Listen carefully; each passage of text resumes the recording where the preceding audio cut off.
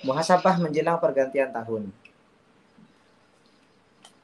Kita perlu memuhasabah diri kita, teman-teman semuanya.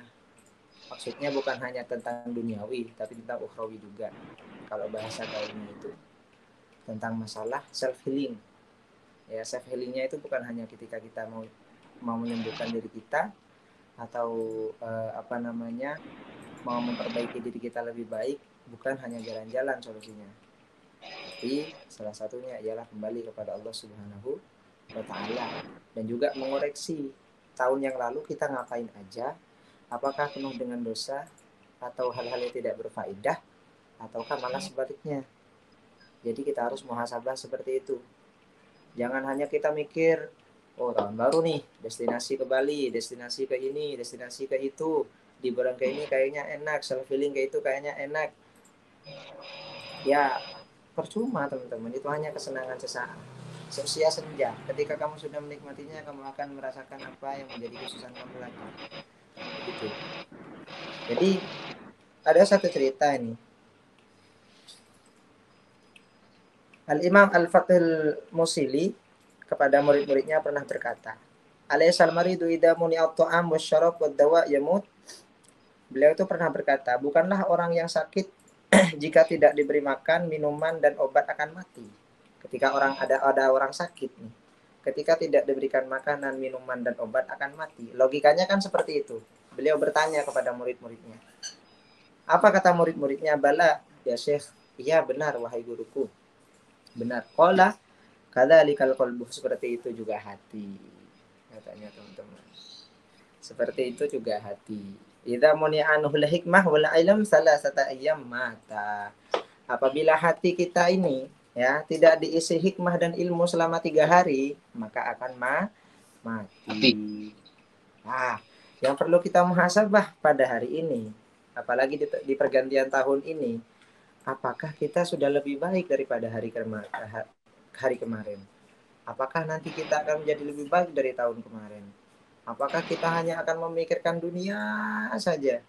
Padahal hubud dunia rasulullah khati'at, mencintai dunia itu akar dari semua kerusakan, begitu kan? Apakah kita akan hanya tiktokan terus joget-joget terus? Apakah kita hanya akan ikuti tren-tren aja dengan gengsinya tapi tidak memikirkan fungsinya, begitu kan? Nah, itu yang harus kita pertanyakan dalam diri kita, muhasabah sendiri. Apakah kita sudah pintar nih untuk mentaati Tuhan sebagai seorang hamba? Apakah kita sudah taat kepada Allah terhadap 5 waktunya? Lalu apakah kita sudah pintar menjaga aurat-aurat kita? Lalu apakah kita sudah pandai untuk menjaga lisan-lisan kita agar tidak menyakiti hati sesama? Nah, itu yang harus kita pikirkan, brother. Bukan hanya mikirin tahun baru, bolehlah kita self healing gitu kan, jalan-jalan ke Gunung Bromo, jalan-jalan ke Kawah Ijen, asal jangan jalan-jalan ke masa lalu ya. Nanti ceritanya jadi semu ya kan. Ya boleh gak apa-apa. Dunia Allah bentangkan untuk kita nikmati, untuk kita jalani, untuk kita renungkan. Tapi jangan sampai ketika kita mau menikmati keindahan alam yang Allah ciptakan, kita lupa sama penciptanya. Dan juga lupa akan mengoreksi diri sendiri bagaimana kita tahun lalu dan mempersiapkan diri kita untuk lanjut kepada tahun yang akan datang, seperti itu berarti. Ya, jadi yang harus kita muhasabah itu diri kita sendiri. Jangan kita mikir orang lain dulu. Perbaiki diri kita dulu. Perbaiki syariat kita dulu. Syariat ini ahwalul jasam, perilaku badan. Sholat kita sudah benar tidak, wudhunya sudah benar tidak, nutup auratnya sudah oke apa enggak, gitu kan. Kalau masih nutup aurat, bolehlah auratnya tertutup busana muslimah tapi joget-joget, itu bagaimana? Begitu kan. Nah itu udah nutup aurat gak joget-joget, sholatnya bagaimana? Nah, ketika sudah sholat oke, nutup aurat oke, gak joget-joget, bisa jaga lisan apa tidak? Itu karena setelah saya teliti teman-teman, sumber masalah yang paling banyak yang timbul pada hari ini dari penglihatan. Nah, dari penglihatan, dari mata, habis itu turun ke hati, gitu kan. Habis itu keluar lewat lisan. Jadi apa yang kita pandang ketika tidak baik akan dicerna oleh pikiran turun ke hati. Akhirnya hati menggerutu, akhirnya keluarlah perasaan.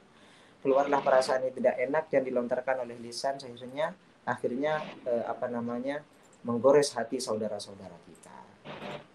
Ya sebenarnya kalau ada orang yang ngejudge kita gitu kan, orang yang ngejelek-jelekin kita, yang benci sama kita, itu wajar. Tapi kita harus lihat dulu konteksnya gitu. Orang itu benci sama kita apakah karena alami atau hanya Emang memfitnah kita atau karena perilaku kita.